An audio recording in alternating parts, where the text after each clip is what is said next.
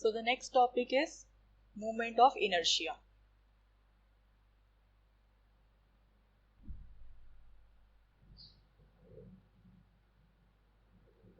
So what is moment of inertia? First of all, you should know that it is the resistance which is offered by, it is the resistance which is offered by the mass whenever it is in rotational motion.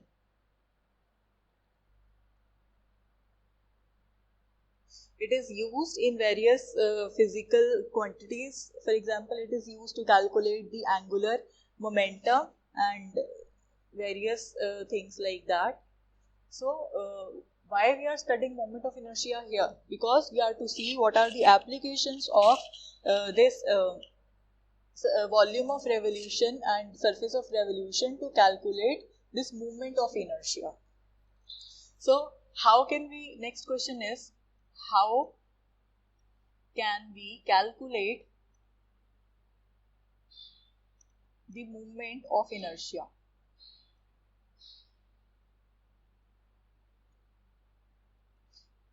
So suppose we have some body whose mass is given to be m, and we have r as the distance of the body from the given line from which we are interested to calculate its moment of inertia, right? So suppose we have some body and we are to calculate what is the moment of inertia of this body about this line. So whatever is, says this is the particle and this is its mass, so we say whatever is this perpendicular distance of this point to this line, that is r. So in that case, its moment of inertia mi, that is calculated by the expression mr square. This is for one particle. But what if we have a number of particles with us? So what about n particles?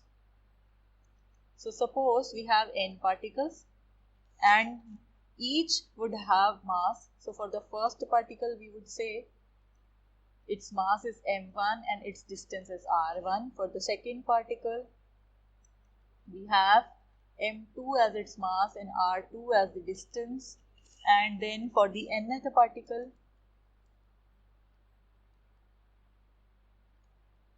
we say mn be its mass and rn be its perpendicular distance. Then the moment of inertia, that is calculated through this expression summation I varies from 1 to n mi ri square, right? So basically we are adding the moment of inertia of all the individual particles. So now what this is, when you have some discrete n particles.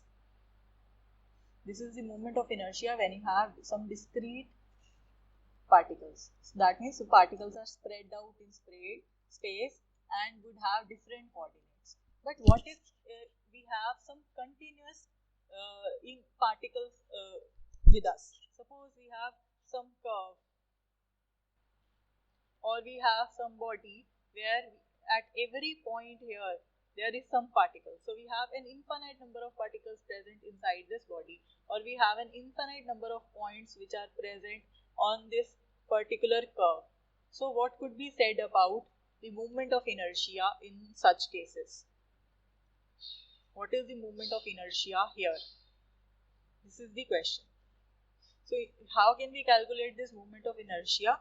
This is calculated moment of inertia of the body in this case would be the integration of the distance square and whatever we consider the small portion here, we say its mass is delta m and we say its distance from some perpendicular line, that is r. So the moment of inertia of this small portion would be delta m, the small mass, into r square. This is for one particle. But How many such particles are there? They are infinite in number. So what we do, we just take the integration of this thing. So we have r square into delta m as the moment of inertia in this case. So that would be the moment of inertia for the whole body. So let us see an example or question regarding this concept. So the question is, find the moment of inertia, find the moment of inertia of a thin uniform rod,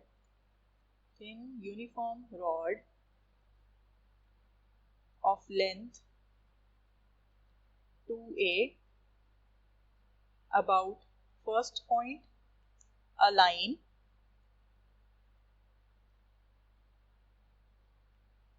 through one extreme point, extremity, which is perpendicular to the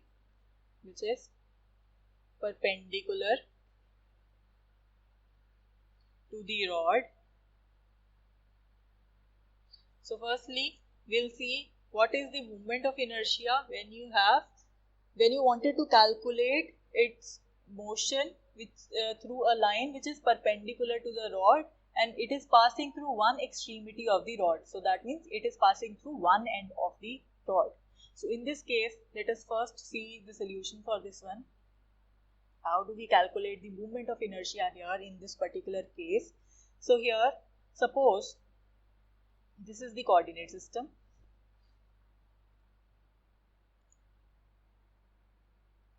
So this is our coordinate system, and we say we have a rod which is lying from here to here. Okay, so this is our rod. This is your x-axis and this is your y-axis. And now our perpendicular axis is this y-axis. So this is our perpendicular axis, and because it is passing through one end of this rod. So this end of this rod. So what we are saying, suppose if I take 2 points on this rod, say this is point P, this is point Q, then the distance of this point P from this point O, that what would be that? That would be x. I'm calling this to be x. And the distance of this point Q would be x plus delta x, such that the distance of this small portion, that is nothing but delta x. So this is one thing. And because we are given what is the total length of the rod, the total length of the rod is 2a. Therefore, what would be the coordinate? Because we are placing one end of this rod at the point 0, 0, that is the origin. So another end would be present here on the x-axis, where y coordinate would simply be 0 and the x coordinate would be equal to the length of the rod itself. So length of the rod is 2a, so this coordinate would be 2a, 0. So this is one coordinate. So next we have to calculate what is the mass per unit length of the rod. If suppose m, small m, that represents the mass of the rod per unit length. So what would be the mass for this small portion? Therefore, the mass of this small portion delta m, that would be this m multiplied by delta x. So the per unit mass multiplied by this small distance delta x. So this would be the small mass.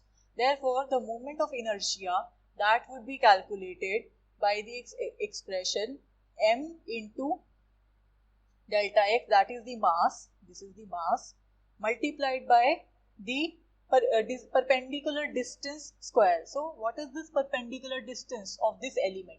So the perpendicular distance is this one. And what is this? This is x. So we have x square with us, and this is the integration. So this is the moment of inertia in this particular case. And so let us directly solve this. So what would be this? And moreover, we have to calculate the moment of inertia of whole of this rod. So that means we have to move from here to here. And what are the coordinates? Here x value is 0, here x value is 2a. So we'll take this integration from x varies from 0 to x varies to 2a. So this is what we are seeking. So here we just solve this, we just perform the integration. This is very simple. It would be integration from 0 to 2a, m as such, m is constant, and then we have x square into dx. This delta x is nothing but dx, right? So we can take m common because it is constant. We are taking this to be the uniform length, right? And we'll perform the integration 0 to 2a x square dx. So it would be m into x cube divided by 3, and we have the integration limits as 0 to 2a. So we have m by 3 outside, so it would be 2a cube minus 0. So what would be 2a cube? It would be 8ma cube divided by 3. So this is the moment of inertia. But what would be the total mass for this rod? The total mass, capital M, of the rod, it would be the per unit length mass multiplied by the total length of the rod, and the total length of the rod is nothing but 2a, so it is 2am. So we can use this 2am here. It would be 4 by 3 a square as such, and then we have 2am left with us. So it would be 4 by 3 a square into capital M. So this would be the moment of inertia when we are taking the moment of inertia about this particular distance, about this line from this rod. So this is the first part. The second part says that we are to calculate. So second part, it says that calculate the moment of inertia, calculate the moment of inertia of thin uniform rod, same rod, having length 2a, about, in this case we will calculate it about the line through the midpoint,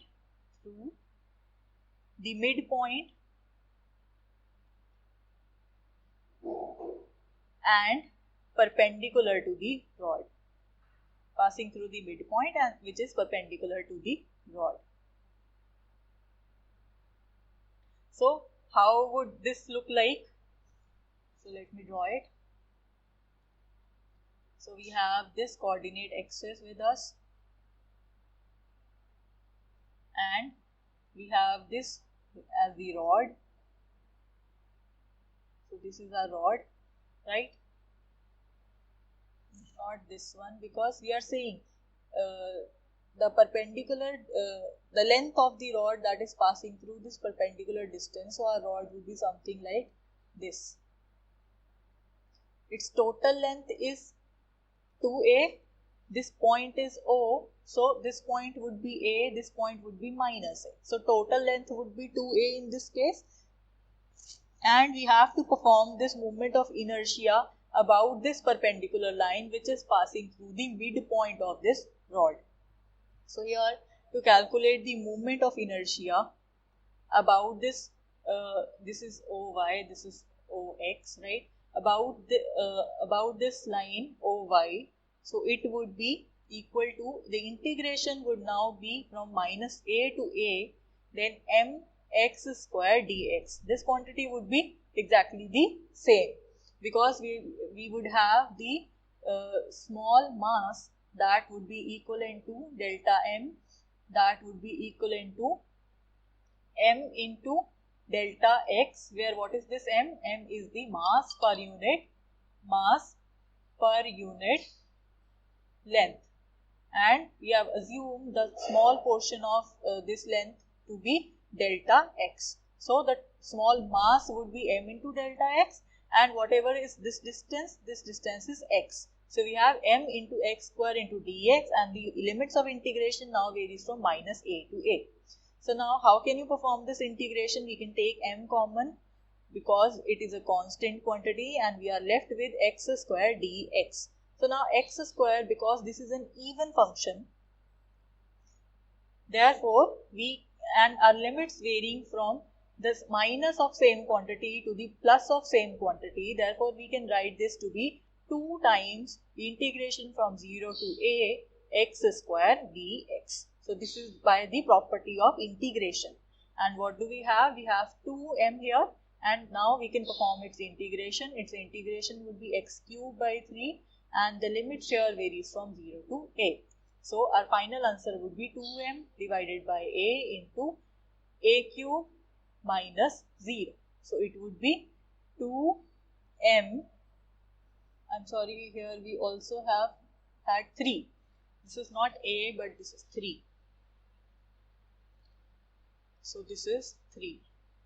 So we have 2 by 3m into a cube.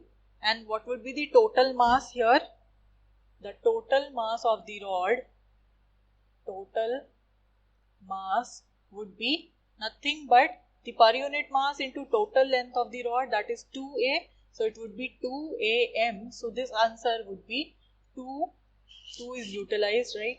So we have a square by 3 into capital M as the moment of inertia in this particular case.